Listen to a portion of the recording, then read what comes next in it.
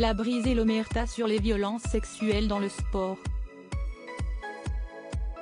En 2020, Sarah Abiteboul, ancienne patineuse de haut niveau, révélait avoir été violée et subi d'autres agressions de la part de son entraîneur, Gilles Beyer, à l'âge de 15 ans.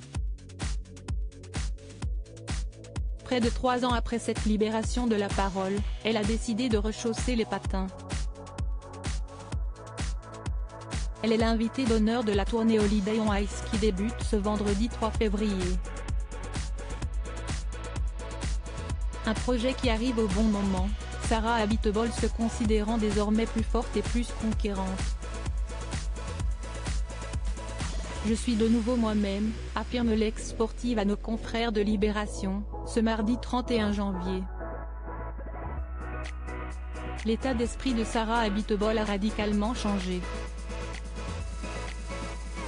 Les années de dépression, de mal-être, avec une perte de poids et des idées noires, sont derrière elle. Désormais, elle est décidée à faire de son malheur une force, et surtout se rendre utile. Pour cela, elle a créé La Voix de Sarah, une association qui apporte une aide et une écoute aux victimes de violences sexuelles. Estimant que sa plus belle victoire était d'avoir parlé, Sarah Abiteboul observe avec fierté le métaux du sport qu'a engendré sa prise de parole. Une cellule de crise au ministère des Sports a notamment vu le jour et reçu plus d'1 millier de témoignages.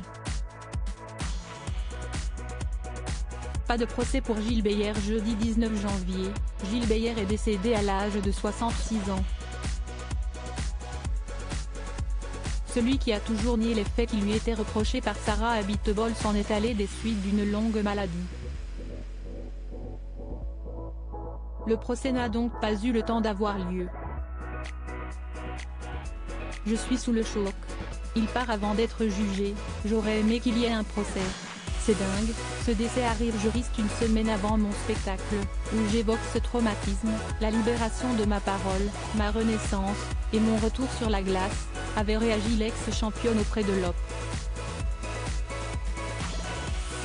En février 2020, la justice avait ouvert une enquête contre Gilles Beyer pour viol sur mineur par personne ayant autorité sur la victime.